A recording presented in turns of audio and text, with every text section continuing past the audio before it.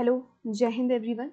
So this is Soumya and I am here again with another video of your political science. ठीक है, देखो CDS और NDA के exams में constitution amendment से एटलीस्ट 1 से 2 क्वेश्चन देखे जाते हैं PYQs में. ठीक है, मैंने PYQ का ड्यू एनालिसिस किया है and I found that even CDS 124 में 2 क्वेश्चंस यहीं से आ गए थे पॉलिटिकल साइंस में. एंड वी नो कि पॉलिटिकल नेचर कितना चेंज हो गया है, राइट? एंड 11 क्वेश्चन आए थे पॉलिटी से, जिसमें से 5 to 6 क्वेश्चन ही ऐसे थे जो कि ऐसे थे जिनको आप कर सकते थे. बाकी क्वेश्चन काफ़ी एक्ट बेस्ड थे, है ना, और जिसके लिए आपको थोड़ी फैक्चुअल नॉलेज होनी चाहिए थी. पर यहाँ पे आप कॉन्सेप्ट्स लगा सकते थे. ठीक है, 5 to 6 क्वेश्चन थे आउट ऑफ 11. ठीक है, तो ये क्वेश्चंस हमसे ना छूटे इसके लिए let's study amendments. So in important amendments में मैं क्या क्या कवर करने वाली हूँ. फर्स्ट, जो PYQs में आ गए हैं वो सारे, ठीक है, ऑल दोज, प्लस जो आ सकते हैं जिनके चांसेस हैं अपकमिंग CDS या NDA में आने के, उनको भी. ठीक है, without further ado let's start with the point कि कॉन्स्टिट्यूशनल अमेंडमेंट होता क्या है. ओके, सो कॉन्स्टिट्यूशनल अमेंडमेंट, जैसे हम बढ़ते हैं तो हमारे अंदर ड्यू चेंजेस आते हैं, राइट? हमारी सोच बदलती है विद टाइम. तो उसी तरीके से with changing nature of the surrounding, है ना, हमारा जो कॉन्स्टिट्यूशन है वो आउट ऑफ कॉन्टेक्स्ट ना हो जाए और वो रेलेवेंट रहे हमेशा. इसलिए कॉन्स्टिट्यूशन ने खुद में एक अमेंडमेंट का प्रोविजन रखा है कि मुझे टाइम टू टाइम अमेंड करते रहे ना, ताकि मैं रेलेवेंट बना रहूँ टाइम के साथ. और ये किस आर्टिकल के अंदर डाला है? Article 368 part 20 of Indian constitution में. ठीक है, अब देखो, जब हम कॉन्स्टिट्यूशन को अमेंड करते हैं तो हम 2 तरीके से करते हैं. पहला है स्पेशल मेजोरिटी से, ठीक है, और दूसरा है special majority plus simple majority of half the states.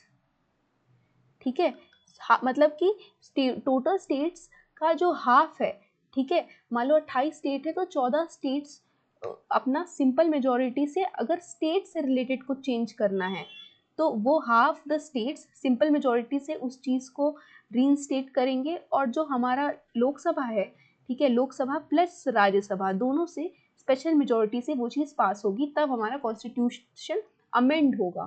ठीक है, ये दूसरा वाला है. पहला है कि जिसमें केवल स्पेशल मेजोरिटी से हम पास कर सकते हैं. ठीक है, अब स्पेशल मेजोरिटी से भी, स्पेशल मेजोरिटी क्या होती है? देखो, special majority are of 4 types and of all the 4 types, जो टाइप से कॉन्स्टिट्यूशन अमेंड होता है उसमें क्या बोलता है?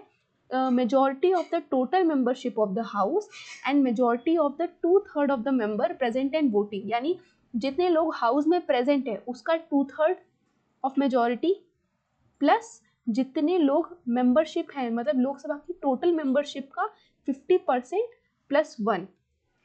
ठीक है, तो इस तरीके से हमारा कॉन्स्टिट्यूशन अमेंड हो जाता है. अब देखो, इससे भी क्वेश्चन बन सकते हैं. नाउ कमिंग अप कि कॉन्स्टिट्यूशन अमेंडमेंट्स बेसिकली कौन कौन से क्वेश्चन है जो देखे गए आपके PYQs में. ओके, सो सबसे रीसेंट क्वेश्चन जो है CDS 124 का देखते हैं. Which one of the following statement regarding GST is not correct? बताइए. Amendment 115 to the constitution of India kept alcohol for human use and 5 petroleum products outside the ambit of GST. Okay, now this line is very crucial. ठीक है, 5 petroleum products outside the ambit of GST. देखो, पहले इसको outside में रखा गया था, but इसमें ये भी प्रोविजन है कि बाद में इसको GST के एम्बिट में ले लेना है. ठीक है, second is amendment 122 to the Constitution of India kept only alcohol for human use outside the ambit of GST. ठीक है, सो यानी कि 122 अल्कोहल से रिलेटेड है, 115 पेट्रोलियम से. Then precious metals are taxed at a rate of 1% under GST and unwork diamond is taxed at rate of 0.25%. अब इसका answer देखते हैं. See, goods and services tax indirect tax है ना, सारे टैक्स को हटा के एक GST form of tax introduce करा गया था इन द ईयर 2016, है ना. सो देखो, ये सारे स्टेटमेंट सही थे एक्सेप्ट फॉर ऑप्शन सी. ठीक है, ऑप्शन सी में जो चेंज था दैट वाज कि कॉन्स्टिट्यूशन अमेंडमेंट में 3% ऑफ IGST लगता. ठीक है, IGST is that integrated GST जिसमें जो रेवेन्यू है जो रेवेन्यू होगा वो शेयर होगा बिटवीन सेंटर एंड स्टेट, ठीक है। तो ये कितना था, 3% था, ठीक है, 3% था, ना कि 1%। Okay, so this was the important point. Now coming up to the next point, that is next question. Through the 42nd amendment of Constitution of India, which of the following inserted into the preamble? Now ये बहुत अच्छा question था और बहुत conceptual question था actually, ठीक है। ये जो इंडिया का प्रियम्बल उसमें इसमें से क्या ऐड किया गया था 42nd अमेंडमेंट से। 42nd अमेंडमेंट कब आया था, I hope you all know, 1976 में, right, following the famous Kesavananda Bharati case in 1973, ठीक है। अब देखो, liberty of thought expression and belief was substituted by liberty of thought expression belief faith and worship. Okay, 3, the expression unity of the nation was substituted by unity and integrity of the nation। देखो ये जो question है इसको समझने के लिए पहले तुम्हें ये समझना पड़ेगा कि ऐड क्या क्या हुआ था, ठीक है। सो जो वर्ड्स ऐड हुए थे वो वर्ड्स थे सोशलिस्ट, ठीक है, सेक्युलर एंड इंटेग्रिटी। तो इंटेग्रिटी ऐड हुआ, यानी जो सेकंड पॉइंट था unity of nation was substituted by unity and integrity of nation, ये तो करेक्ट हो गया, है ना। अब देखो फर्स्ट पॉइंट जो है liberty of thought expression and belief, ठीक है, liberty of thought expression and belief को फेथ एंड वर्शिप भी ऐड इसमें क्यों किया गया होगा। अब ये बताओ तुम लोग, जब हमारा जो प्रियम्बल है उसमें जब हमने 2 वर्ड ऐड किए सोशलिस्ट एंड सेक्युलर, तो सेक्युलर का मतलब क्या होता है कि आपके पास आज़ादी है, आप कोई भी रिलीजन को फॉलो करो, मतलब state will not endorse any religion. Secular का मतलब यही होता है कि जो स्टेट है, जो गवर्नमेंट अथॉरिटी, वो किसी एक रिलीजन को इंडोर्स नहीं करेगी, ठीक है, यही होता है सेक्युलरिस्ट का मतलब। तो इसका मतलब क्या हुआ कि सबके पास अधिकार है। अगर इंडियन स्टेट, अगर इंडिया सेक्युलर कंट्रीज का मतलब हर एक के पास अधिकार है कि वो जो रिलीजन चाहे, जो फेथ चाहे, उसको फॉलो कर सकता है। तो ये जो पॉइंट है liberty of thought expression belief faith and worship, इसका ऐड होना लाजमी था, राइट। पहले तो बिलीफ तक था, बट सेक्युलर के आने से फेथ एंड वर्शिप भी आया ही होगा, है ना, ये तो कॉमन अंडरस्टैंडिंग, क्योंकि सेक्युलर का तो मतलब ही यही है, ठीक है। So it means first and second दोनों स्टेटमेंट इसमें करेक्ट थे, both 1 and 2 are correct. Okay, now look at it, it added most comprehensive amendment made so far to the constitution। अभी आप ये भी चीज समझो कि 42nd अमेंडमेंट जो था सबसे ज्यादा कॉम्प्रिहेंसिव, सबसे ज्यादा डिटेल्ड अमेंडमेंट है, इसको मिनी कॉन्स्टिट्यूशन भी बोलते हैं हम लोग, ठीक है। And it's known as mini constitution and it gave effect to the recommendation of स्वर्ण सिंह कमेटी, ठीक है। स्वर्ण सिंह कमेटी के थ्रू बहुत सारे रिकमेंडेशंस आए थे, ठीक है। 42nd अमेंडमेंट से कई सारी चीज़ें आई। हम कुछ चीज़ें जो मोस्ट इंपॉर्टेंट हैं वो देखेंगे, बेसिक्स, ठीक है। It added 3 new word socialist secular integrity to the preamble, ठीक है। It added fundamental duties, extremely important point, ठीक है। पार्ट 4A में फंडामेंटल ड्यूटीज ऐड किया था, आर्टिकल 51A, ठीक है, of by the citizens, made the president bound by the advice of cabinet, ठीक है। ये कहाँ है, आर्टिकल 74 में, ठीक है। Provided the administrative tribunals and tribunal for other matters, very important, ठीक है। ट्रिब्यूनल्स का मेंशन कहाँ से हुआ, 42nd अमेंडमेंट से आया था, ठीक है। Then froze the seat in Lok Sabha and State Legislative Assembly on the basis of 1971 census, ठीक है। फिर इसके आगे तो कई सारी चीजें हुई, बट ये चीज याद रखना, ठीक है। Then it made the constitutional amendment beyond judicial scrutiny। Now this is something that is बहुत ज़्यादा मतलब इस कंट्रोवर्शियल, है ना। अब देखो इस टाइम पे जो गवर्नमेंट थी वो इंडियन नेशनल कांग्रेस की थी, ठीक है, 1976 में, ठीक है। 1977 के बाद जब मोरारजी देसाई की गवर्नमेंट आई, ठीक है, जनता पार्टी की, उन्होंने कई सारे चेंजेस भी किए थे 42nd में, and this one particular point was changed by 44th constitutional amendment act, ठीक है। Then it curtailed the power of judicial review and writ jurisdiction of supreme court, मतलब समझ लो सुप्रीम कोर्ट की जुडिशरी की पावर काफी कम करने की कोशिश की गई थी 42nd से रेस्ड। और ऐसा क्यों किया गया होगा, ऑफ कोर्स ताकि जो पार्लियामेंट है ना, ताकि जो लोकसभा है उसकी पावर्स बढ़ जाएं, लेजिस्लेचर की, एग्जीक्यूटिव की पावर बढ़ाने के लिए जुडिशरी की पावर कम की गई। सोचो लोकसभा और राज्यसभा का टेन्योर 5 to 6 ईयर्स कर दिया, पहले 5 साल हुआ करता था, उसको बढ़ा के 6 साल कर दिया गया था।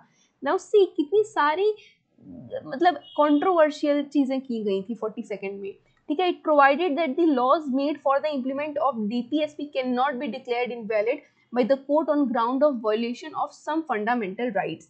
हाँ देखो, ये चीज को अपहेल्ड किया गया बाय सुप्रीम कोर्ट कि ये चीज सही है, ठीक है। अब देखो आर्टिकल 39 जो होता है हमारा, उसका B and C part, that was ये जो है आर्टिकल 39 का, इट इज़ वेरी इंपॉर्टेंट। और ये बोला जाता है जहाँ पे आर्टिकल 39 आ जाता है ना, वहाँ पे fundamental rights cease to exist, मतलब कि 39 को फंडामेंटल राइट्स सुपरसीड नहीं कर सकते, ठीक है। अब 39 क्या होता है, बेसिकली बी एंड सी में क्या बात की गई है कि जो रिसोर्सेस है उनका इक्विटेबल डिस्ट्रीब्यूशन और उनका प्रिवेंशन फ्रॉम कॉन्सेंट्रेशन की बात की गई है, कि मतलब कोई भी रिसोर्सेज है जो पब्लिक रिसोर्स है वो सबको बराबरी से मिलना चाहिए। दूसरा, उनका कॉन्सेंट्रेशन का प्रिवेंशन, मतलब उनको एक जगह पे कॉन्सेंट्रेट नहीं करना चाहिए कि कुछ लोगों को ज़्यादा मिल रहा है कुछ को कम मिल रहा है। Okay, that's the point. Okay, then there has been many points, ठीक है, वो हम आगे भी चल के देखेंगे, but let's look at the important ones. Added 3 new DPSP principles: equal justice and free legal aid, participation of worker in management of industries, and protection of environment, forest and wildlife. Extremely important, ठीक है। ये 3 DPSP इसने add किए थे, ठीक है। Then empowered the parliament to make laws to deal with anti-national activities, facilitated the proclamation of national emergency in part of, ये बहुत इंपॉर्टेंट है, आपकी इमरजेंसी प्रोविजन से रिलेटेड है ये, ठीक है। पार्ट किस में आता है, 18th में आता है इमरजेंसी, ठीक है। और ये बहुत इंपॉर्टेंट है। इसने क्या किया था, देखो ये आपके एग्जाम में भी आई थिंक आ चुका है कि जो नेशनल इमरजेंसी होती है वो पूरे कंट्री पे भी लगाई जा सकती है और एक पार्ट पे भी लगाई जा सकती है। ऐसा क्यों है, देखो नेशनल इमरजेंसी 3 ग्राउंड पे प्रोक्लेम की जाती है। फर्स्ट इज अगर हम वॉर पे हैं किसी के साथ, ठीक है, या फिर एक्सटर्नल अग्रेशन है, ठीक है। एक्सटर्नल अग्रेशन मतलब कोई टेररिस्ट एक्टिविटी या कुछ काइंड ऑफ एग्रेशन, जैसे चाइनीज करते रहते हैं ना, तो that is a form of external aggression, ठीक है। एंड फाइनली इंटरनल डिस्टर्बेंसेस, जिसको हम अब बोलते हैं आर्म्ड रिबेलियन, ठीक है। आर्म्ड रिबेलियन, ये इंटरनल डिस्टर्बेंसेस से आर्म्ड रिबेलियन में ये जो टर्म है ये चेंज हुआ था 44th अमेंडमेंट से, हम आगे भी देखेंगे। बट ये देखो कि अब आर्म्ड रिबेलियन जो है वो इंटरनल बात है, ठीक है। तो इसका मतलब कि कंट्री में कोई पार्ट में भी आर्म्ड रिबेलियन हो सकता है, राइट। तो पूरे देश में इमरजेंसी लगाने का क्या मतलब है उस केस में, तो इसलिए उस केस में इमरजेंसी लगेगी उस पर्टिकुलर पार्ट में। तो ये चीज़ याद रखना, अक्सर ये चीज़ कंफ्यूजन क्रिएट करती है कि यार नेशनल इमरजेंसी है पूरे देश में लगेगी, नहीं, एक पर्टिकुलर पार्ट में भी लगाई जा सकती है और पूरी कंट्री में भी लगाई जा सकती है, ठीक है। तो ये जो 42nd अमेंडमेंट है इसने ये फैसिलिटेट किया था कि पार्ट में भी नेशनल इमरजेंसी लगाई जा सकती है। Okay, then it extended the one time duration of president rule, ठीक है, नॉट इम्पॉर्टेंट कि 6 महीने से 1 साल के लिए बढ़ा दिया था। Then empowered the center to deploy armed forces, shifted 5 subjects from state list, हाँ ये थोड़ा important है, ठीक है। Education, forest, protection of wild life, animal, bird, weight measures, administration of justice, constitution, organization of all the courts except supreme court and high court, ठीक है। ये state list से कंकरेंट लिस्ट में डाल दिया गया था, ठीक है। And then requirement of quorum को हटा दिया गया। कोरम क्या है, 1/10 of the member of the house, ठीक है। मतलब इतनी की रिक्वायरमेंट होती है अगर आपको मीटिंग करनी है, नहीं तो स्पीकर का ये राइट है कि वो अडजॉर्न कर दे मीटिंग अगर कोरम नहीं आया है, ठीक है। कोरम मतलब minimum number of members that are required to attend the meeting in order for it to be functional, and if not, if it fails to be, then the speaker is authorized to adjourn the meeting in that case. Now, empowered the parliament to decide from time to time the rights and privileges of its members, provided the creation of all India judicial service, not important, okay. Then next is coming to 4th question, which of the following reduced the voting age from 21 to 18 years, okay, extremely important, okay, from Lok Sabha and state legislative assembly, article 61st, 62nd, 68th and 63rd, very simple, option A, ठीक है। तो ये सारे जो amendment मैं बता रही हूँ ना, download its file, I will send the file in the telegram, on the telegram channel, ठीक है, download it and read it, okay. ठीक है, 61st amendment act 1989 reduce the voting age from 21 to 18 years. Next question, which of the following statement are correct. अब ये बताओ 73rd amendment act 1992 ने क्या introduce कराया। It introduced the provision related to Panchayati Raj institution aiming to decentralize power to grassroots level. 72nd Amendment, it introduced the provision related to urban local bodies empowering municipalities and municipal corporation. 71st introduced provision related to Panchayati Raj aiming to 74th introduced provision related to local urban bodies. अब ये चीज समझो कि दो ही चीज देखो, पहले आया था पंचायती राज से रिलेटेड, ठीक है, एंड दूसरा आया था म्यूनिसिपैलिटी से रिलेटेड, ठीक है। तो जो पहला होगा वो पहले आएगा। अब देखो 74 में है म्यूनिसिपल कॉर्पोरेशन एंड 72nd में है, ओके। तो क्या हो सकता है, सोचो इसका answer. What should be the correct answer of this. See the answer is option 1 and option 4। Option 1 is कि 93rd अमेंडमेंट से पंचायती राज इंस्टीट्यूशन आया था एंड 93rd बोल रही हूँ, सो सॉरी, 73rd अमेंडमेंट से, ठीक है, एंड 74th से क्या आया था, municipality, okay. Let's look at it in detail, 73rd and 74th amendment. So option C should be the correct answer, okay. अब ये देखो 73rd ने ग्रांट किया था constitutional status and protection to Panchayati Raj institution. For this purpose the amendment has added new part, ठीक है, entitled as the panchayat and new 11th schedule है, extremely important, ठीक है, कि इस नया शेड्यूल ऐड किया गया था 11th एंड 12th, ठीक है। 11th किसके लिए, पंचायती राज के लिए, एंड ये म्यूनिसिपैलिटी के लिए, ठीक है। एंड इनके जो मैटर्स हैं ये भी देखना, ठीक है, ये भी इंपॉर्टेंट कि 29 मैटर्स थे किसके लिस्ट में, पंचायत में, एंड 18 फंक्शनल आइटम्स थे म्यूनिसिपैलिटीज में, okay. Now next question is, which of the following is added that the state shall provide free and compulsory education to all children aged 6 to 14। अब बताओ कौन से कॉन्स्टिट्यूशन अमेंडमेंट से ये चीज आई थी। So the correct answer is, देखो इस कॉन्स्टिट्यूशनल अमेंडमेंट से पहली बात तो आप ये देख लो और क्या क्या चीजें आई थी। देखो 3 चीजें लाया था ये कॉन्स्टिट्यूशनल अमेंडमेंट। फर्स्ट, इसने आर्टिकल 21A फंडामेंटल राइट्स में ऐड किया था, फंडामेंटल राइट, ठीक है। अब एक चीज ये समझो, हाँ इसका पार्ट भी लिख लेते हैं, पार्ट 3 ऑफ इंडियन कॉन्स्टिट्यूशन, ठीक है। 21A में इसने इंट्रोड्यूस किया राइट टू एजुकेशन को, ठीक है, और इसने ये बोला कि हर एक बच्चे का अधिकार है फ्रॉम एज 6 to 14 पढ़ने का, फ्री एंड कंपल्सरी एजुकेशन, ठीक है। उसने DPSP ऐड किया, ठीक है। DPSP में एक्चुअली उसने चेंजेस किए थे, आर्टिकल 45 में उसने क्या चेंजेस किए थे, it changed the nature of it, और उसने बोला कि 6 साल के बच्चे तक को, ठीक है, मिनिमम 6 इयर्स के बच्चे तक को एजुकेशन मिलनी चाहिए। ये DPSP आर्टिकल 45 में चेंज हो गया, ठीक है। किससे हुआ था अब देखते हैं, ठीक है। एंड थर्ड चेंज, मतलब DPSP में चेंज हुआ, फंडामेंटल राइट में हुआ, फंडामेंटल ड्यूटीज में भी हुआ।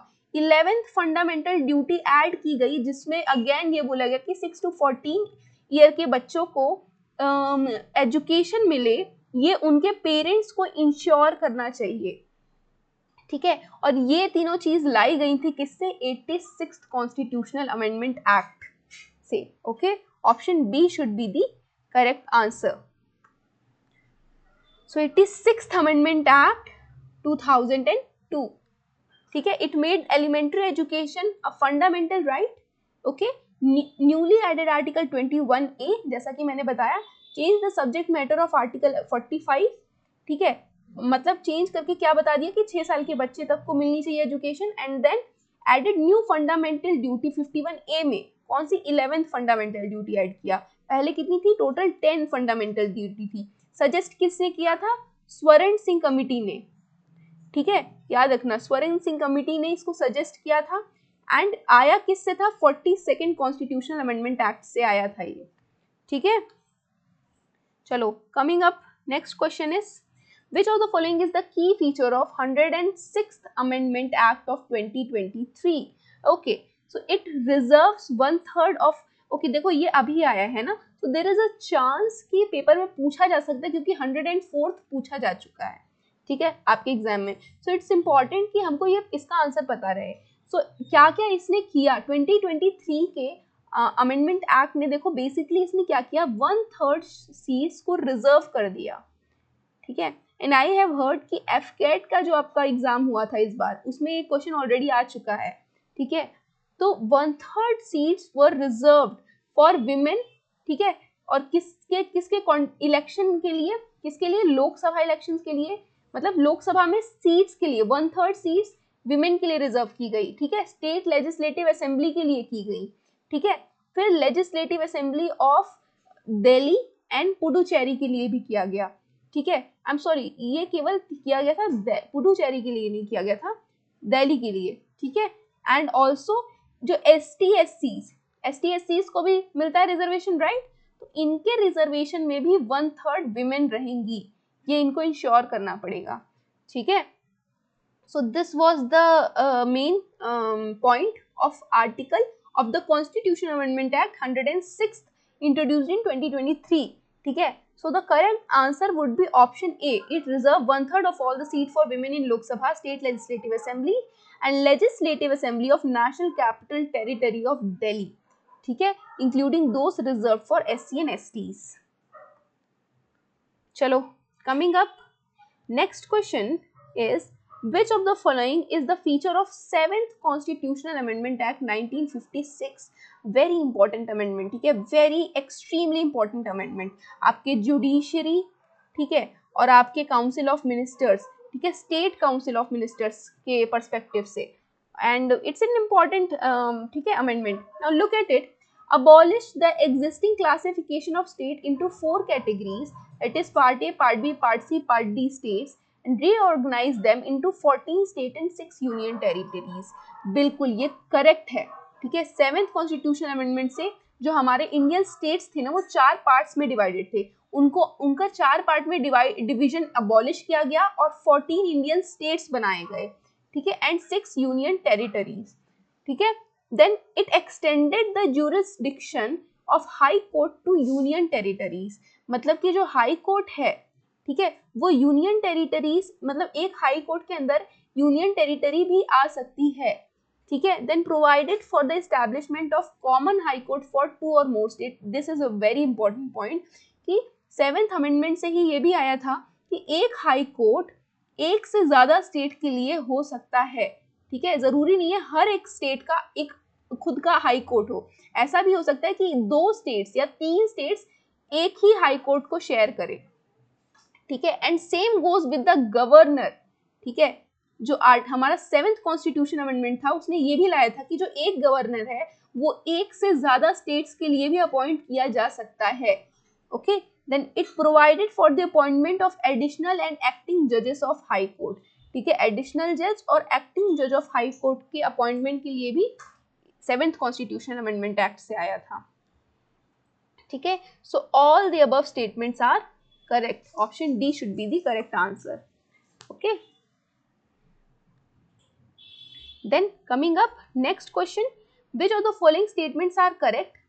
See, 102nd Constitutional Amendment Act 2018, it gave constitutional status to National Commission for Backward Classes. Okay, 103rd Amendment Act of 2019 provide 10% reservation for economically weaker section, ठीक है। Then 103rd Amendment Act 2018 gave constitutional status to National Commission for Backward Classes, and second amendment did provide for 10% reservation for economically weaker section. अब देखो, जो हमारा 103rd constitutional amendment था ना, उसने EWS Kota लाया था, ठीक है। 104th ने SC STs जो है, SC ST की जो रिजर्वेशन होती है उसको वापस से बढ़ा के 2030 तक रिजर्व कर दिया है, कि इनको जो रिजर्वेशन मिलता है उसको एक्सटेंड किया है 2030 तक। 104, then 105 I think is talks about OBC, ठीक है, and finally 106 talks about the women reservation bill, okay. तो 103rd किसके बारे में था? EWS के बारे में, है ना। तो अब देखो किस में दिया है 103rd EWS, right. So option 2 will be the correct answer, और option 2 and 102 will be the one जिसने national commission of backward classes बनाई, ठीक है। तो 1 and 2 shall be the correct answer, option A.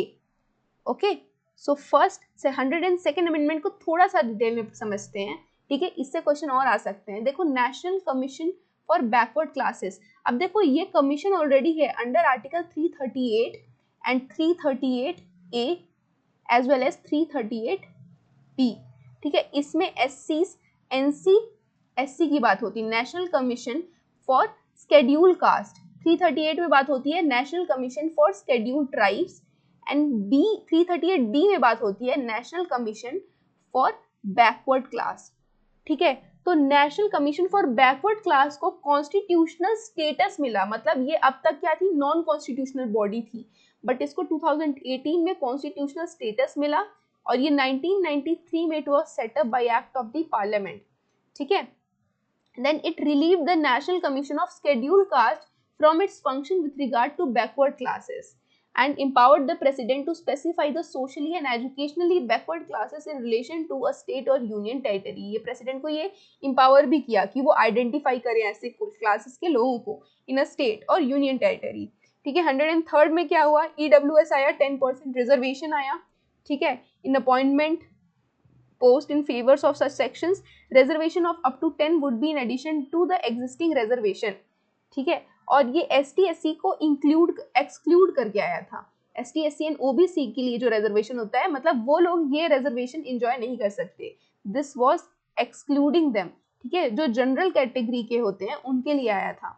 Okay, चलो moving on to the next question, which amendment were introduced to nullify the distortion introduced by amendment act of 1976।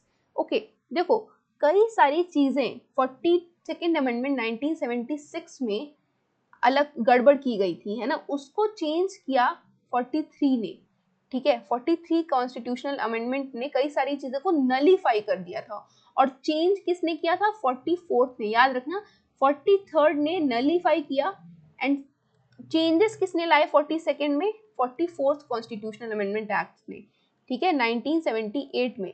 यहाँ पे जो act में changes आए ये किसके, जनता पार्टी थी, and Morarji Desai was the prime minister, and during this time Indira Gandhi was the prime minister। okay, so answer is option B, ठीक है। अब देखो 43rd तो ठीक है, इसने क्या क्या चीजें की थी, दो चीजें, it restored the jurisdiction of Supreme Court and High Court in respect of judicial review and issue writs। ये हमने पढ़ा था, राइट, कि 42nd ने लिमिट कर दिया था, थोड़ा कर्टेल कर दिया था सुप्रीम जुडिशरी के rights, judicial review and writs issue करने के राइट्स को, ठीक है। तो इसने रिस्टोर किया उसको। Then it deprived the parliament of its special power to make laws to deal with anti national activities, ठीक है। एंटी नेशनल एक्टिविटीज से रिलेटेड लॉज बनाने का स्पेशल पावर केवल पार्लियामेंट के पास है, ये चीज इसने नलीफाई की, ठीक है। देन 44th अमेंडमेंट एक्ट से देखो काफी सारी चीजें हुई, वो देखते हैं। देखो 42nd और 44th ही है जो सबसे इंपॉर्टेंट अमेंडमेंट्स है, एंड इसके अलावा कौन कौन सी इंपॉर्टेंट है, 86th है इंपॉर्टेंट, ठीक है। देन अवर 7th अमेंडमेंट इंपॉर्टेंट है, 25th अमेंडमेंट इंपॉर्टेंट है। अभी सारे हम एक एक करके देखेंगे, ठीक है। 86 तो देख लिया, 77th भी देख लिया। ओके, अब देखो it enacted by Janata government to nullify some of the distortion introduced by 42nd amendment act. Okay, restore the original term of Lok Sabha, जो 6 साल हो गया था, है ना, उसको 5 साल किया। Restore the provision with regard to quorum, है ना, कोरम को इन्होंने हटा ही दिया था, तो वो भी आ गया। Next, omitted the reference of not important, then gave constitutional protection to publication, ठीक है। देखो ये ना एक पार्लियामेंट्री प्रिविलेज है जिसको हम कलेक्टिव प्रिविलेज के अंदर में काउंट करते हैं, ठीक है, कि उनके पास अधिकार है कि कोई भी रिपोर्ट्स प्रोसीडिंग्स को ये लोग पब्लिश वगैरह कर सके, पब्लिश एंड प्रोटेक्ट कर सके, ठीक है। Then it empowered the president to send back once the advice of cabinet for recommendation but the reconsidered advice to be binding on the president। ये बहुत इंपॉर्टेंट है पॉइंट, कि ये जो चीज था ये किससे 44th से इसको कंफर्म किया गया था, कि मतलब प्रेसिडेंट को एसेंट या प्रेसिडेंट को council of minister aid and advice करता है अंडर आर्टिकल 74, ठीक है, अब प्रेसिडेंट को मान लो वो एडवाइस अच्छी नहीं लगी, उसने बोला कि आप रिकंसिडर कीजिए। अब इन्होंने रिकंसिडर करके वापस से अगर प्रेसिडेंट को भेजा और रिकंसिडर नहीं भी किया तब भी भेज दिया, in that case as well president will be bound to accept that advice and work according to that. ठीक है, उसे एडवाइस के अकॉर्डिंग उसको एक्ट करना पड़ेगा। Then it deleted the provision which made the satisfaction for president governor, okay not important. Then restored some of the power of the Supreme Court and High Court, replace the term, हाँ ये important है, emergency में जैसा कि मैंने बताया था कि नेशनल इमरजेंसी 3 टाइप्स की होती है, एक एक्सटर्नल और एक इंटरनल। इंटरनल इमरजेंसी जो थी उसको बोलते थे इंटरनल डिस्टर्बेंसेस, ठीक है, तो उसको चेंज करके हमने इंटरनल इमरजेंसी का नाम किया था आर्म्ड रिबेलियन। ठीक है, आर्म्ड रिबेलियन चेंज किया, ये किससे किया, 44th से किया था।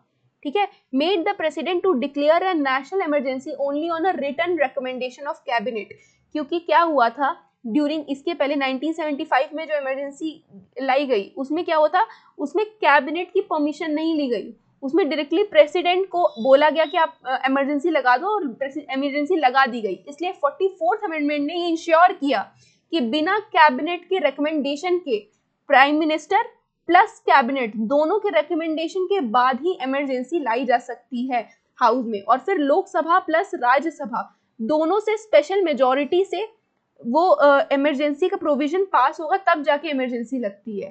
ठीक है, याद रखना ये चीज। देन मेड सर्टेन प्रोसीजरल, और ये कौन सी इमरजेंसी की बात हो रही है, नेशनल इमरजेंसी, ठीक है, स्टेट इमरजेंसी की नहीं। Made certain procedural safeguards with respect to national emergency president's rule and deleted right to property, ये इंपॉर्टेंट है, राइट टू प्रॉपर्टी जो था, ठीक है, उसको डिलीट किया इसने। Then provided right to property किसमें था, ये याद रखो, फंडामेंटल राइट्स में आर्टिकल 31 में था राइट टू प्रॉपर्टी, ठीक है, और 19F में था राइट टू प्रॉपर्टी। ठीक है, तो इन दोनों को डिलीट किया गया। फाइनली 25th कॉन्स्टिट्यूशनल अमेंडमेंट से ना कर्टेल किया गया था राइट टू प्रॉपर्टी को, मतलब कि कुछ राइट्स को कम किया गया था, पर 44th अमेंडमेंट से, या ये भी चीज पूछ सकता है पेपर में, ठीक है, स्टेटमेंट में आ सकता है कि 25th से क्या हुआ था, 44th से क्या हुआ। तो 25th से बेसिकली जो राइट था हमारा प्रॉपर्टी का उसको कर्टेल किया गया, पर यहाँ पे पूरा ओमिट कर दिया गया और उसको क्या बना दिया गया, लीगल राइट। ठीक है, under article 300A। Okay, provided that the fundamental right guaranteed by Article 2021 cannot be suspended during a national emergency, very important। ठीक है, 20 और 21 जो आर्टिकल होते हैं, ठीक है, वो आर्टिकल देखो, इमरजेंसी में एक आर्टिकल होता है 359 जो कहता है कि सारे फंडामेंटल राइट्स प्रेसिडेंट चाहे तो ऑर्डर देकर सस्पेंड करा सकता है, पर इसका एक एक्सेप्शन आया 44th अमेंडमेंट में और उसने कहा कि आर्टिकल 20 और 21 फिर भी नहीं सस्पेंड होंगे, आप कुछ भी कर लो पर 20, 21 नहीं हो सकते सस्पेंड। ठीक है, सो ये एक्स पोस्ट फैक्टो वाला था और ये right to life and liberty वाला था। ठीक है, it omitted the provision which took away the power of the court to decide the election dispute of the president and vice president. ठीक है, कुछ भी इलेक्शन रिलेटेड डिस्प्यूट था तो कौन डिसाइड करता था, सुप्रीम कोर्ट, तो ये अधिकार भी ले लिया गया था सुप्रीम कोर्ट से। ठीक है, तो इसको भी रिस्टोर कराया किसने, 44th अमेंडमेंट एक्ट ने। Okay, so kind of a life saver था 44th। अब देखो 11th क्वेश्चन पे आते हैं। 11th question talks about which of the following revive the power of state government to identify socially educationally backward classes. अब देखो अभी हमने किया, राइट, अभी ये क्वेश्चन किया है हमने, बताओ जरा कौन से अमेंडमेंट एक्ट से हुआ था। ठीक है, चलो तो फिर अब इन सब के बारे में थोड़ा डिटेल में पढ़ते हैं। ठीक है, देखो 100th amendment act gave effect to acquiring certain territories by India and transfer to certain to Bangladesh. Okay, ये मतलब टेरिटरी ट्रांसफर करने के लिए अमेंडमेंट किया गया था। 104th ने क्या किया, it provided for the reservation of seat in Lok Sabha and state legislative assembly for the member of scheduled caste and scheduled tribe. ठीक है, and finally it revived the power of state government to identify socially and educationally backward classes। अच्छा हाँ, तो जो 105th था ना वो OBC के लिए नहीं, socially and educationally backward classes के लिए था। ठीक है, तो उनको आइडेंटिफाई करो और उनको ड्यू रिप्रेजेंटेशन मिले, इस चीज से रिलेटेड था 105th एंड 106 तो हमें पता है विमेन रिजर्वेशन बिल है ना, 1/3, याद रखना। ओके सो ये याद रहेगा।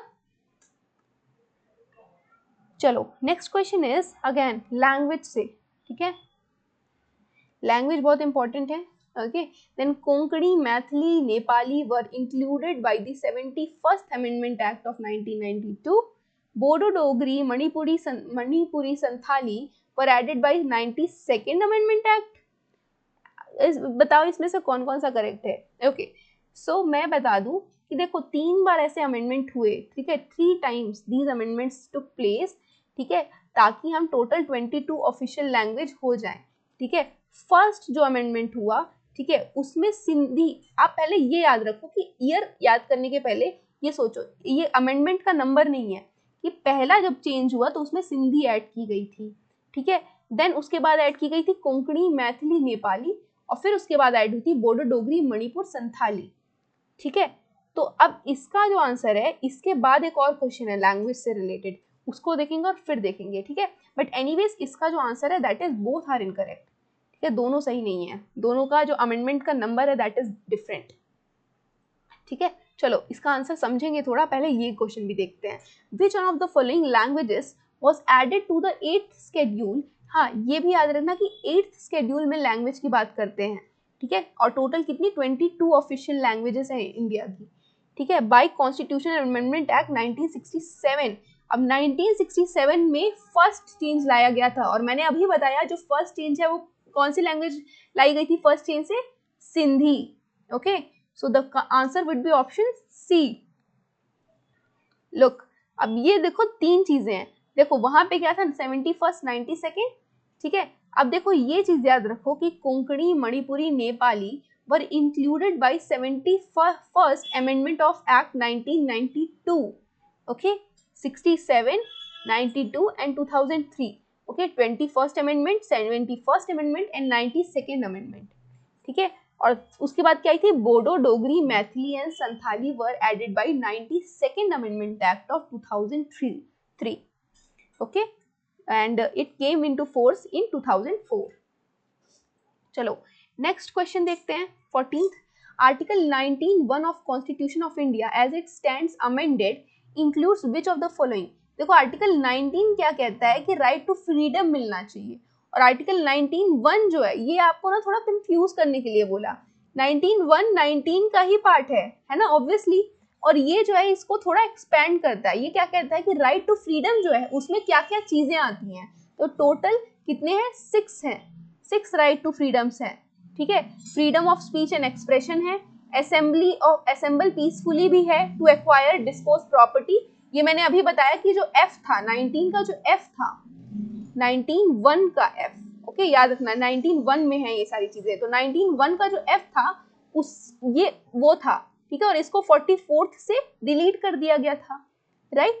सो ये तो पार्ट होगा नहीं। To move freely throughout the territory of India, बिल्कुल ये भी पार्ट है आर्टिकल 19 का, ठीक है। तो first, second and fourth is the correct answer, and so option D will be the correct answer. Okay let's look at it. Article 19(1) all citizens shall have the right to freedom of speech and expression, to assemble peacefully, to form association, to move freely, to reside and settle in any part of the territory, and to practice any profession or to carry on any occupation, trade or business। ठीक है, बस F जो है इसमें EFG होता है ना, F deleted। Okay, now coming to next question। By which one of the following constitutional amendment act was article 21A inserted into constitution of India। ठीक है, मतलब कौन से कॉन्स्टिट्यूशन अमेंडमेंट एक्ट से 21A आया, अभी मैंने 3 बार बता दिया है ना कि फंडामेंटल, तो ये तुम लोग कमेंट में बताना, ठीक है, किस से आया था 21A, ठीक है। Now coming to 84th।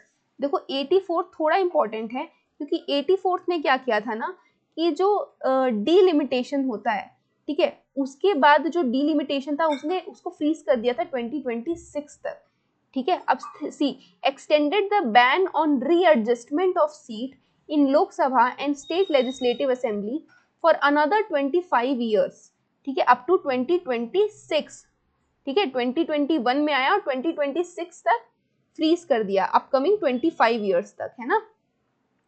Then in other words the number of seats in Lok Sabha and assemblies are to remain same, मतलब जितनी सीट्स हैं लोकसभा में ना और स्टेट लेजिस्लेटिव असेंबली में वो सेम रहेंगी, मतलब वो बढ़ेंगी या कम होंगी नहीं, ठीक है। It also provided for the readjustment and rationalisation of territorial constituencies in the state on the basis of population figures of 1991 census, ठीक है। देखो ये एक इम्पॉर्टेंट पॉइंट है, इट स्टेट्स दैट कि जब हमारा स्टेट जो होता है, ठीक है, अब स्टेट में जैसे फॉर एग्जांपल डिफरेंट कॉन्स्टिट्यूएंसीज होती हैं, ठीक है, तो एक कॉन्स्टिट्यूएंसी में अगर मान लो कि ज्यादा लोग आ गए, दूसरे में कम पड़ गए, ठीक है, तो वो जो कॉन्स्टिट्यूएंसी है उसका एरिया फिर बढ़ाया जाएगा, ठीक है, क्योंकि हम लोगों के बेसिस पे डिसाइड होता है कि कितनी कॉन्स्टिट्यूएंसी मतलब रहेंगी स्टेट में, ठीक है। तो ये जो चीज है इसको एडजस्ट करने को 1991 सेंसस के थ्रू बोला गया 84th अमेंडमेंट एक्ट में, ठीक है। एंड 86 में तो हमें पता है ये तीन चीजें ऐड हुई थी, है ना। चलो next question is which one of the following was eliminated by 44th amendment act of the parliament, क्या एलिमिनेट किया गया यार, 4 क्वेश्चन देख लिया इससे रिलेटेड, है ना। तो right to property obviously, article 19F 19(1)(f) and देखो कहीं अगर 19 भी आए ना तो ये आर्टिकल 19(1) तो 19 का ही पार्ट है ना, तो यही टिक करना, ऐसा नहीं कि अरे 19(1) नहीं आया तो ये तो गलत हो गया, ऐसा नहीं करना, okay. So 19(1)(f), okay. Then it deleted the right to property from the list of fundamental right and made it only a legal right under 300A, ठीक है। और कौन कौन सा था, 19F and Article 31, है ना। Then it provided that the fundamental right guaranteed by Article 20 and 21 cannot be suspended during a national emergency, okay. So it provided that the 20 and 21, okay. Now this was actually by 44th Amendment Act, okay. I don't know why has it been added here. अच्छा okay, sorry okay, yeah, I got confused. हाँ, तो ये दोनों चीजें, तो हम 44th की बात कर रहे थे ना, राइट टू प्रॉपर्टी किससे डिलीट किया गया, 44th से डिलीट किया गया, है ना। याद रखना यार 44th का ना मेन रोल जो था इमरजेंसी में था यार, अगर आए ना इमरजेंसी में ये चेंज किस आर्टिकल से हुआ है, आंख मूंद के 44 लगाना, मैक्सिमम चीजें 44th से हुई है, कौन से नेचर की, अगर कोई चीज प्रोग्रेसिव नेचर की चेंज हुई है, मतलब कि कोई ऐसा जिसने जुडिशरी की पावर को अच्छा किया, है ना, लेजिस्लेचर को लिमिट दिया, ठीक है, तो उस चीज वो सारे चेंजेस 44th से हुए। लेकिन अगर लिमिट लगाई गई तो वो 38th से लगाई गई थी, ठीक है। इमरजेंसी प्रोविजंस 38th में भी कुछ कुछ आए थे, ठीक है, और उसने लिमिट लगाया था। And same goes with 42nd भी, पर 42nd में एक जो चेंज था वो अलग था कि नेशनल इमरजेंसी के पूरी कंट्री के साथ साथ पार्ट में भी लगाई जा सकती है, ठीक है। ये पार्ट वाला पॉइंट 42nd से आया था, ये याद रखना, okay. Coming up next question, question number 17, okay, let's look at it. Following the Constitution 101st Amendment Act, okay, 101st, the Parliament of India enacted quite a few GST acts in the year 2017. Which of the following does not fall in this category? देखो GST ना ऐसा था कि देखो बहुत सारे GST, बहुत सारे टैक्सेस लगते थे, है ना। GST is one combined tax, ठीक है, one nation one tax type के आइडिया को सपोर्ट करने के लिए। तो क्या क्या चीजें इस कैटेगरी में थी, central goods and services tax, yes, ठीक है, CGST बोलते हैं इसको, ये बिल्कुल था। Integrated goods and services tax, ये 2016 की बात हो रही है, ठीक है। अब कई सारे चेंजेस भी आए इसमें, बट एग्जैक्टली 26 में क्या क्या है, integrated goods and services tax, अभी ऊपर देखा था हमने, है ना, इसको 1% नहीं था, 3% था, राइट। सो IGST, यस बिल्कुल था। Goods and services tax, compensation to states acts, बिल्कुल था। the state goods and services tax नहीं था, ठीक है। so the answer would be option D, ठीक है। चलो coming up next question. so I hope constitutional amendments clear हो रहे हैं। 101st का पता चल गया ना, GST 2016 क्वेश्चन आएगा तो बता लोगे ना, Next is which of the following amendments in Constitution of India made a proclamation of emergency immune from judicial review? अभी हमने बात की थी इम्यून किसने किया था, 42nd ने, और वापस से उसको जुडिशियल रिव्यू का अधिकार और रिट्स वगैरह का अधिकार किसने दिया था, 44th अमेंडमेंट एक्ट में, है ना, बहुत बार डिस्कस कर लिया। Next coming up question number 19, which one of the following is not a correct statement with reference to the Constitution of India? Okay, let's see. The Constitution Amendment Act has 85th has inserted the right to education under 21A. Article 22 talks about preventive detention, बिल्कुल सही है। Right to constitutional remedies is in the part 3, बिल्कुल Article 32 में है। Writ jurisdiction of High Court is wider than Supreme Court, बिल्कुल बिल्कुल correct है। ठीक है, तो ये चीज आप ये कंसेप्ट है थोड़ा इसको समझना। ठीक है, ऐसा इसलिए बोलते हैं कि जो रिट ज्यूरिसडिक्शन है वो हाई कोर्ट का ज्यादा क्यों है, क्योंकि जो हाई कोर्ट है ना वो ज्यादा मैटर्स के लिए रिट इशू कर सकता है, मोर मैटर्स। ठीक है, इसलिए जो रिट ज्यूरिसडिक्शन है वो हाई कोर्ट का ज्यादा है सुप्रीम कोर्ट से। सुप्रीम कोर्ट रिट इशू करता है केवल एक मैटर के लिए, and that is fundamental right.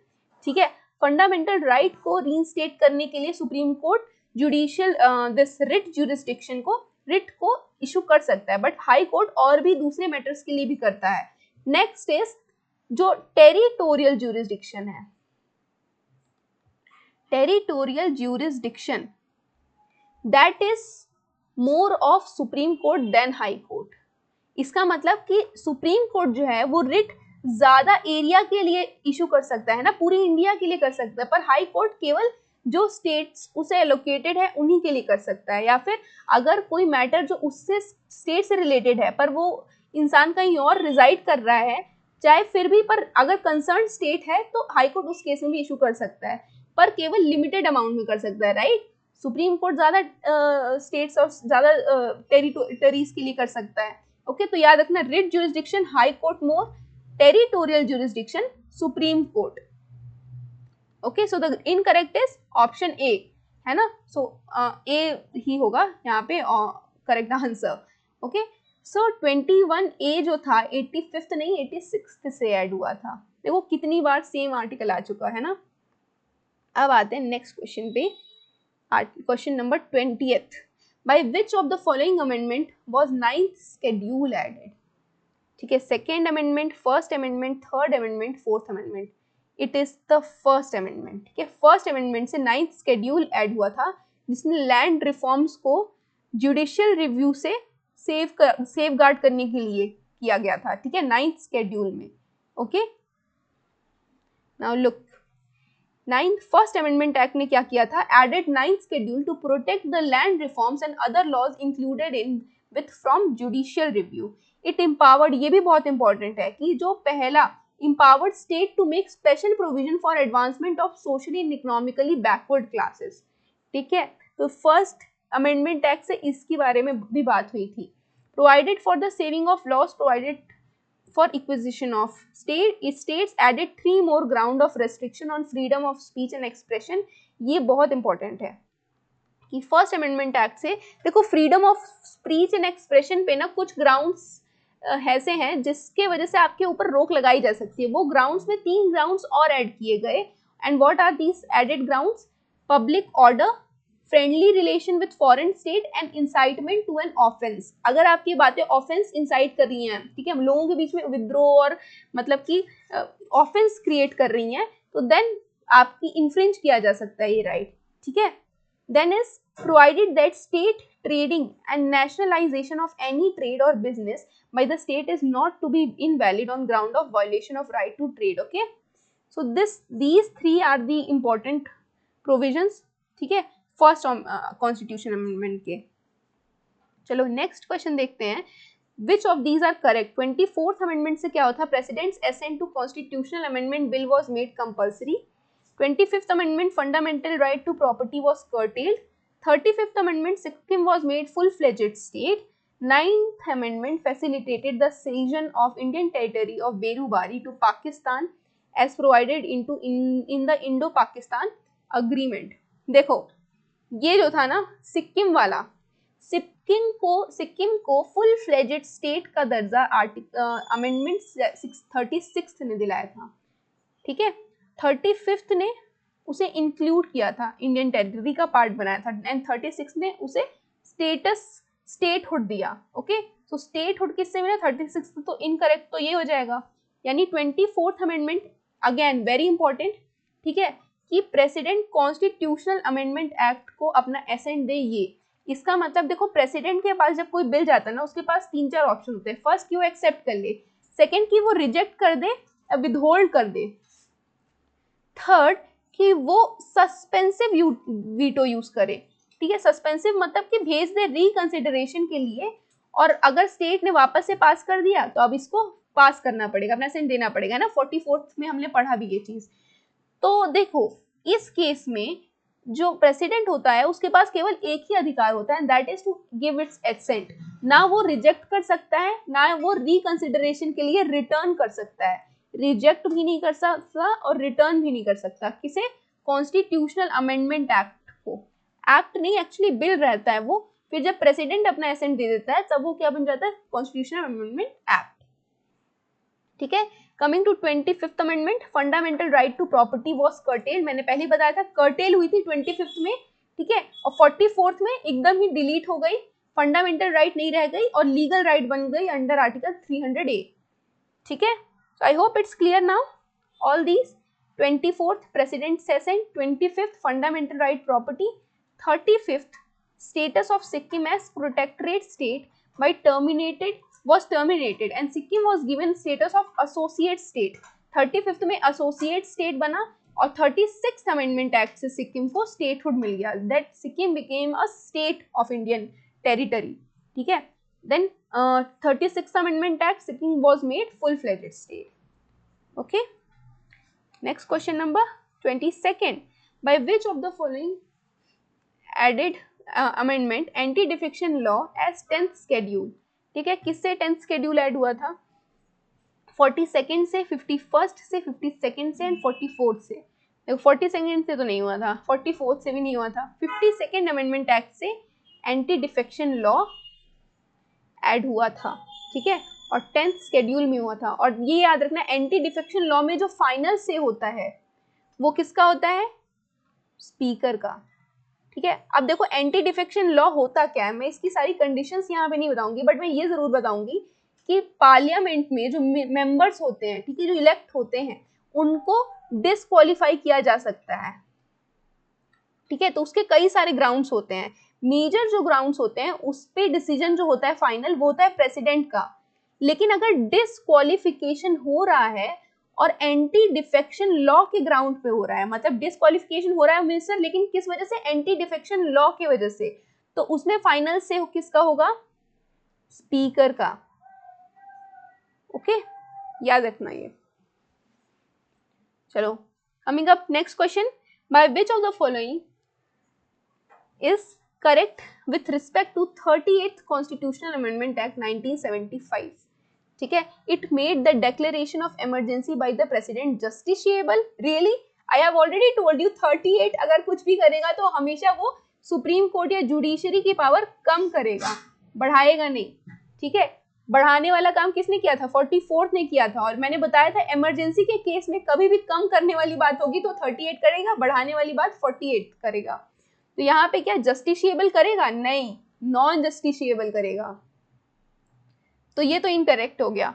Next, made the promulgation of ordinances by president, governor and administrators of union territory justiciable? No, non justiciable. ठीक है, मतलब कि प्रेसिडेंट कोई भी ऑर्डिनेंस लाए, कोई भी लॉ लाए, उसमें सुप्रीम कोर्ट को अधिकार नहीं है कि वो इंटरवीन करके देखे कि क्या ये ऑर्डिनेंस सही था, was it in good faith. ठीक है, नॉन जस्टिशिएबल का मतलब यही होता है कि उसका अधिकार छीन लेना। Okay, then it empowered the president to declare different proclamation of national emergency on different ground simultaneously. Okay, so this is actually the correct one, क्योंकि इसमें भी देखो क्या हुआ, इसमें भी स्टेट जो है, स्टेट का मतलब जो गवर्नमेंट थी उसका, सरकार का यहाँ पे फायदा हो रहा था। कैसे? कि मतलब नेशनल इमरजेंसी वो 2-3 ग्राउंड पे साइमल्टेनियसली प्रोक्लेम कर सकती है। तभी तो 1971 में एक इमरजेंसी आई, इंडिया में इमरजेंसी लगी, ऑन एक्सटर्नल इमरजेंसी लगी थी। और 1975 में भी इमरजेंसी लगी और वो इंटरनल इमरजेंसी लगी थी, ठीक है। और ये दोनों इमरजेंसीज एंड हुई 1977 में। तो इसका मतलब समझ लो कि दो इमरजेंसी एक साथ लगी हुई थी फॉर 2 years फ्रॉम 1975 टू 1977। तो मतलब साइमल्टेनियस इमरजेंसी एक साथ लगी हुई थी, है ना। तो ये चीज का पावर प्रेसिडेंट को डिक्लेयर करने को है। ये तो ऑब्वियसली चाहेगा ही स्टेट, क्योंकि स्टेट का तो फायदा है। इमरजेंसी मतलब कि सुप्रीमेसी ऑफ यूनियन, जो इंडिया होता है वो यूनिटरी बन जाता है उस केस में। यूनिटरी मतलब कि यूनियन जो सेंटर है उसके पास पूरी पावर चली जाती है और स्टेट की सारी पावर छीन ली जाती है, ठीक है। फेडरल स्ट्रक्चर जो है इंडिया का, उसको क्या बोल सकते हैं, it ceases to exist for that point. Okay, so the correct क्या बोलते हैं, बाय विच इज करेक्ट। तो करेक्ट केवल एक है, दैट इज थर्ड, है ना। ये दोनों तो गलत हैं। लुक 38 ने क्या किया था, declaration of emergency by president non justiciable, promulgation non justiciable, मतलब कोर्ट में आप सीक नहीं कर सकते, and empowered the president to declare different proclamations. Okay, 24th question, this is the second last question. 69th Amendment Act of 1991, Union Territory of Delhi was given special status of National Capital Territory of India. 84th Amendment Act 2001 extended the ban on readjustment of seat in Lok Sabha and the State Legislative Assembly for another 25 years, that is up to 2025. देखो यार यही गलती दिख गई है। 2020 यार 2021 में 25 add करोगे तो क्या होगा, 2026 होगा ना, basic maths. Then 85th Amendment Act, Elementary Education was made a fundamental right. 85th से नहीं हुआ था, ये 86th से हुआ था, right. And 91st Amendment Act से क्या हुआ था, 91st Amendment Act इंपॉर्टेंट है, ठीक है थोड़ा। It made the following provision to delimit the size of council. Nope. 91st is an extremely important constitutional amendment act which made sure कि 15% मतलब लिमिट किया इसने काउंसिल ऑफ स्टेट के members को। इसने ये बोला कि जो काउंसिल ऑफ मिनिस्टर्स होंगे वो 15% होंगे of the total strength of the Lok Sabha, मतलब 15% से ज्यादा इसको एक्सीड नहीं कर सकते। ये किस में आया था, 91st में आया था। इसने सेम 91st ने एक और चीज बोला था कि स्टेट लेजिस्लेटिव असेंबली में भी 15% से ज्यादा नहीं हो सकते काउंसिल ऑफ मिनिस्टर, और 12 से कम नहीं हो सकते, it shall not be less than 12, okay. और 15% से ज्यादा नहीं हो सकते, ओके। तो 91st तो क्लियर है। तो इसका मतलब यहाँ पे डीलिमिट नहीं किया था, लिमिट किया था, ठीक है। To debar defectors from holding public office and to easen up the anti defection law. Easen up नहीं किया था tighten the anti defection law, है ना। एंटी डिफेक्शन लॉ को इसने बहुत सारे एंटी डिफेक्शन लॉ में चीजें ऐड, मतलब कि अच्छी चीजें, मतलब काइंड ऑफ स्ट्रिक्ट बनाया था एंटी डिफेक्शन लॉ को थोड़ा और, ओके। थोड़ा इसको डिटेल में समझेंगे अभी। सो the correct answer is 16, option A. 69th amendment act से दिल्ली को स्टेट हमारा नेशनल कैपिटल घोषित किया गया था, ठीक है। अब यहाँ पे देखो 91st अमेंडमेंट से क्या हुआ था, it made the following provision to limit the size of council of ministers, debar the defector from holding public offices and strengthen up the anti defection law. ये अप टू 2026 हो गया था और ये 85th नहीं 86th अमेंडमेंट से हुआ था, ठीक है। एंड फाइनली 91st को थोड़ा सा डिटेल में देखते हैं, ठीक है। It made the following provision to limit the size of council of minister, the total number of ministers including prime minister in the central council of ministers shall not exceed 15%. Member of either house of the parliament belonging to any political party who is disqualified on ground of defection shall also be disqualified to be appointed as minister. मतलब anti defection law उसके ground पे अगर आप disqualify हुए हो, ठीक है, उसको क्या बोलते हैं, ground of defection. Disqualified on ground of defection किस में है, 52nd कॉन्स्टिट्यूशनल अमेंडमेंट से आया था, ठीक है, 10th शेड्यूल में मेंशन्ड है। तो उससे आप मिनिस्टर भी नहीं बन सकते हो, या फिर कोई ऐसी चीज जहां पे रेवेन्यू मिले, जहां पे कमाने वाला पोस्ट हो, वो भी आप होल्ड नहीं कर सकते, ठीक है। और स्टेट में भी बोला था 15% होनी चाहिए मैक्सिमम और मिनिमम 12 होना चाहिए, ठीक है। Then a member of either house of the state legislature belonging to any political party who is disqualified on the ground of defection shall also be disqualified to be appointed as a minister. Okay, देन ये है हमारा जो 91st है, उससे ही आया था ये भी चीज, ठीक है। Member of either house of the parliament or either house of state legislature belonging to any political party जो डिसक्वालीफाई हो गया है डिफेक्शन के ग्राउंड पे, वो एक कोई भी रेम्यूनरेटिव पॉलिटिकल पोस्ट भी होल्ड नहीं कर सकता, ठीक है। एंड फाइनली 10th शेड्यूल जो था उसमें एक प्रोविजन था, एक एक्सेप्शन था एक्चुअली, कि अगर 1/3, ठीक है, 1/3 ऑफ द, मान लो एक पार्टी एक्स है, 1/3 ऑफ द मेंबर उसके दूसरी पार्टी में स्प्लिट होके चले जाते हैं या फिर स्प्लिट होके अपनी नई पार्टी बना लेते हैं, तो ये एक्सेप्शन था कि ये डिस्क्वालीफाई नहीं होंगे अंडर डिफेक्शन, ठीक है। पर इसको 91st ने रिमूव किया, उसने ये बोला कि 1/3 ऑफ द मेंबर्स अगर जा रहे हैं तो वो डिस्क्वालीफाई होंगे, 2/3 of the member on the other place अगर जाते हैं तो वो डिस्क्वालीफाई नहीं होंगे ऑन ग्राउंड ऑफ डिफेक्शन, मतलब वो डिफेक्शन के ग्राउंड पे नहीं आएंगे, क्योंकि मेजोरिटी चली गई यार, 2/3 चली गई, 1/3 ही बचा उस पार्टी में, ठीक है। तो I hope it's clear pretty much कि एंटी डिफेक्शन लॉ में क्या क्या चेंजेस लाए 91st कॉन्स्टिट्यूशनल अमेंडमेंट ने। Finally coming to the last question, which of the following is not correct. 36th amendment act 1965 ने क्या किया था, place the dispute relating president, vice president, prime minister and speaker beyond the scope of judiciary, they are to be decided by such authority as may be determined by parliament. 89th ने क्या किया था, bifurcated erstwhile combined, अच्छा okay. And 94th ने क्या किया था, freed Bihar from obligation of having a tribal welfare minister. And 96th ने क्या किया था, 96th gave a constitutional status and protection to cooperative society, ठीक है। so this is the last question, ठीक है। and let's look at the answer, that is 97th amendment से हुआ था cooperative society का, ठीक है। तो एक ही चीज थी जो गलत थी, that is 96th नहीं, वो 97th था, ठीक है। आई होप इट्स क्लियर।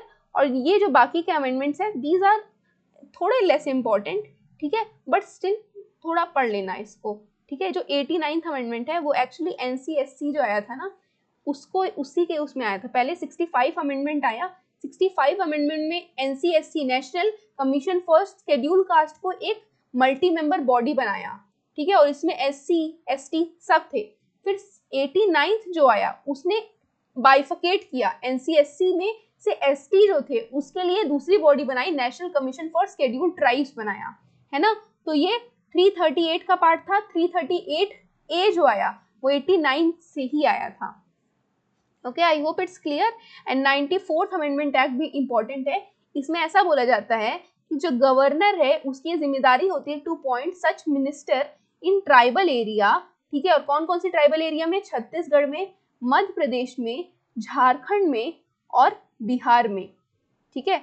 तो बिहार को उससे फ्री किया गया था फ्रॉम 94th अमेंडमेंट एक्ट 2006, ठीक है।